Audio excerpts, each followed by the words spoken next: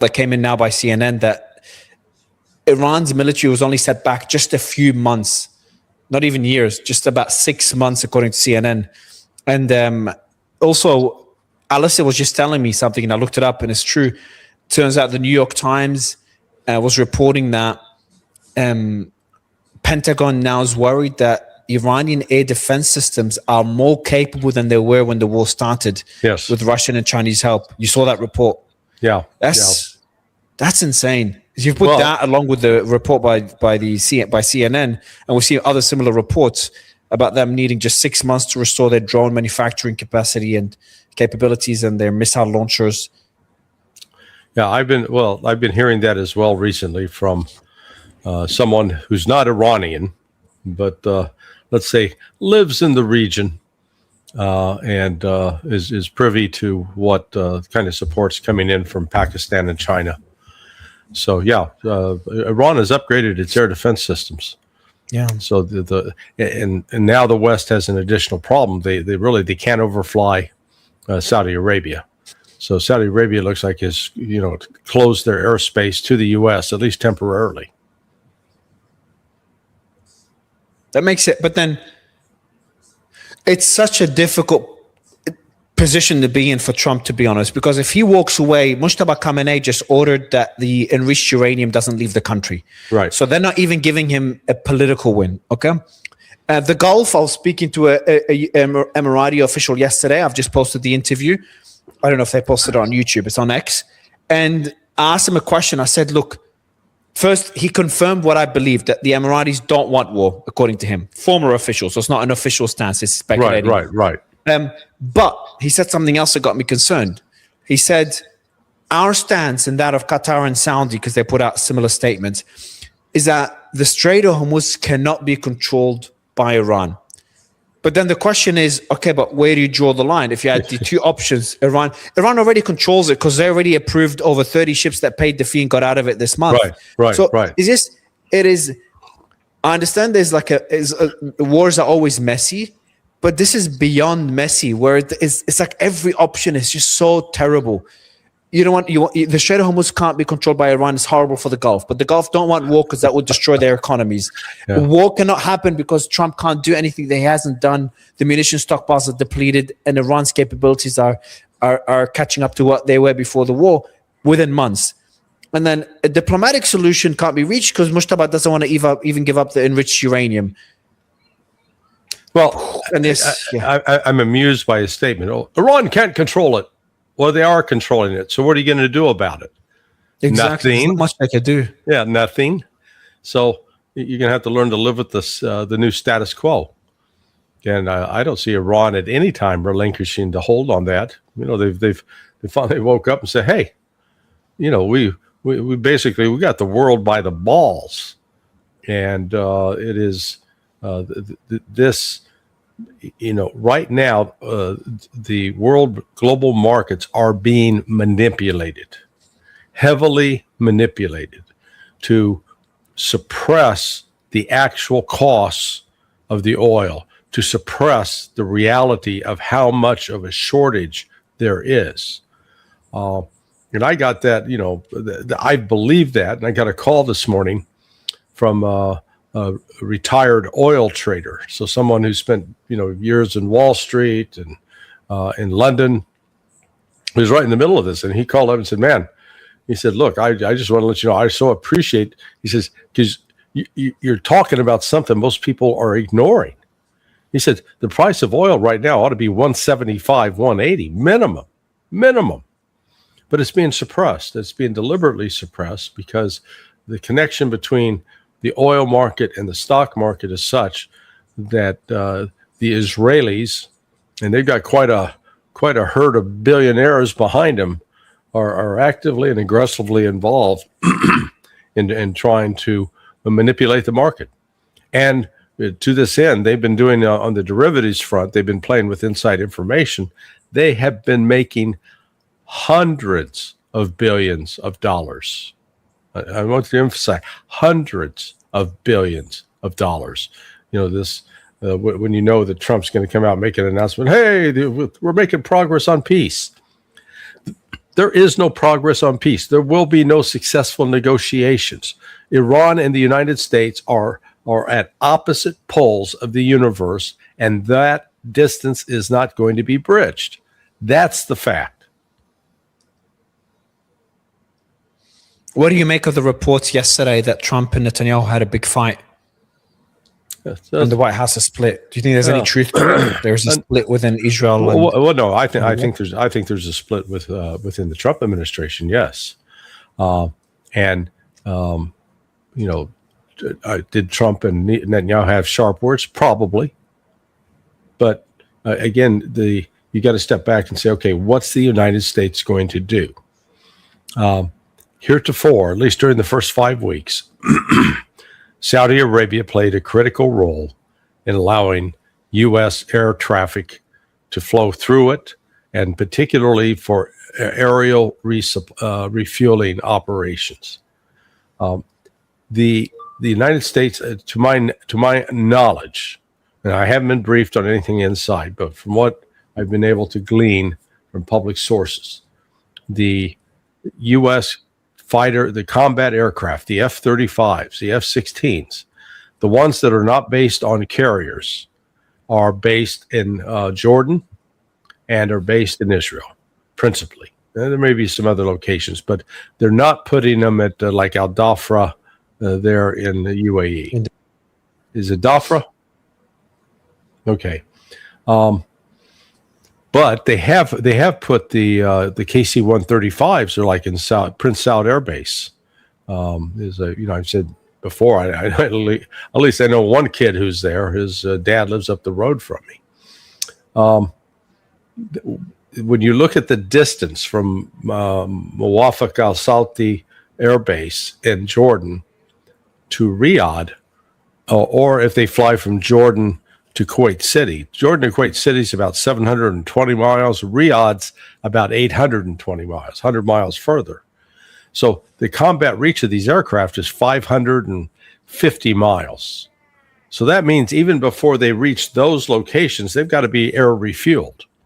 And then from there, they can fly on like another 250 miles before they have to turn around and start heading back, because they don't have, if they fly all the way into Iran, they don't have enough fuel to get back. And the air refuelers aren't going to fly into Iran to refuel them. They're going to get shot down. So they'll launch their Tomahawks or JASSMs from outside, from over the Persian Gulf, from outside the borders of Iran. Now the question is, has Iran now acquired some advanced air defense systems capable of shooting those planes down? I don't know.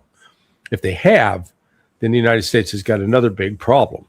So what I've learned is that because right now one of the big principal concerns for the Saudis is the Hajj is underway. And so the Hajj is this, basically a 10-day event that, it's the obligation of every Muslim to make the journey to Mecca one time in their life. And on average, you get 2 to 3 million Muslims from other countries running around Saudi Arabia.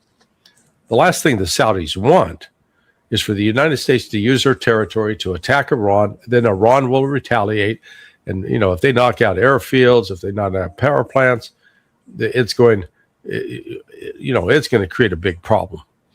And, if the United States is thinking properly, they don't want to launch an attack at a time against a Muslim nation during a time when the Muslims around the world are celebrating this time, that it's a sacred event. So that's why the Saudis have said, no, you're not flying through our territory. And so apparently all the air refueling operations are taking place over Iraq. Now, we had incidents.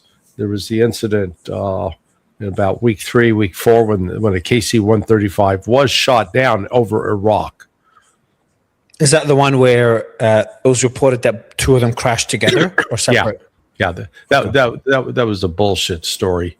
One was shot down while it was hooked up to refueling another airplane. So the Iranian the Iranian-backed units that operate in Iraq very well could start targeting these as well. So it's messy, and there's not an easy, quick way forward. So that's why, well, as much as Trump talks and says, "Yeah, we're gonna go back in and attack again," the actual ability to do it may be constrained. Oh, wow. All right. Just came in now. I'm asking what the source is. In case of renewed conflict with the US and Israel, Iran will consider targeting American bases in Greece, Romania, and Germany.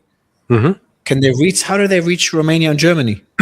Well, if they have a relationship with North Korea, North Korea has an intercontinental ballistic missile. It goes 15,000 kilometers. So just do the math. They could if they have provided that to Iran, then absolutely Iran could reach those bases in Germany and Greece and Italy. Wow. So now, what's interesting, notice they left Turkey off of that, Incirlik. Yeah. Incirlik much closer, but Iran is in discussions. It's the base in Turkey, in Selek. Yeah, it's major U.S. base, but Iran's in talks with Turkey through Pakistan and China and Russia, so they're not going to try to do anything. Now, you can't rule out that Israel try to launch a false flag, hitting Turkey and trying to blame it on Iran. So there was attacks in Turkey during the war. Well, yeah, but those were, I believe, those were Israeli false flags. Like a lot of people said that, and they said the Azerbaijani one as well. I'm just trying to find what's the source. I'm just trying to find the source of it, because that's pretty wild threat to make. Just one quick question on Turkey, completely unrelated. It just came in as well. Not sure if you understand Turkish politics well at all. It just came in. Ankara's 36th Regional Court of Justice declared the election of current administration of Republican People's Party, the CHP, Turkey's main opposition party, as null and void, ordering former chairman Kemal, I don't know what's his last name, to continue as the chairman of the party. The decision will lead to the current chairman and the entire CHP administration to be removed from the CHP Party Council. Elected in November 2023, his administration was regarded by many as the most successful CHP administration in decades. And right after that happened, the Istanbul Stock Exchange dropped by 6% instantly when that happened. So there seems to be a lot of political uncertainty in Turkey. Also, okay, that's happening as well. Turkish armed forces just now as well conducted a large-scale amphibious assault as part of training, as part of the EFES 2026 exercise coordinated from Turkey's drone carrier ship TCG Anadolu. And that, yesterday, Erdogan and Trump had a long call as well. Not many people are talking about Turkey. The currency's collapsing. They're running out of US dollars from what I read. I've been keeping track. Not sure if you have. If there is a new conflict, will they play any role, and what is their position on all this? Is their goal to just avoid any war on their borders and instability on their borders? Yeah, well, they have, they were until, as far as de jure, they were the second largest army in NATO. From a de facto standpoint, I think the Ukrainian army, although not officially part of NATO, was larger than the Turkish army. However, so Turkey militarily is a formidable power. Erdogan has been pursuing his own agenda, and he's proven himself entirely untrustworthy. So he partnered up with Israel to overthrow Bashar al-Assad. He made some convenient agreements with Ukraine, sort of double-crossed Russia, and then Russia pushed back, and then Erdogan tries to patch things up. Erdogan's active in the Caucasus, particularly trying to get more control over Armenia, working closely with Azerbaijan in that regard. So that said, though, he's been as far as a ruler goes, for his improving the lives of the Turkish people, he's been a failure. And so that's where these opposition political figures come in. And then, crazily enough, the Israelis, they end up helping Erdogan by threatening, being very open about their plans to attack Turkey once they get rid of Iran. Just insane stuff. So, yeah, Turkey is not a stable presence right now.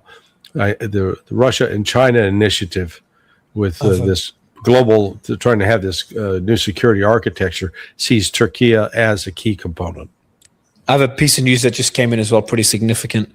Al Arabiya is allegedly obtained what it describes as the final draft of a Pakistani-mediated U.S.-Iran agreement, reportedly set to be announced within hours.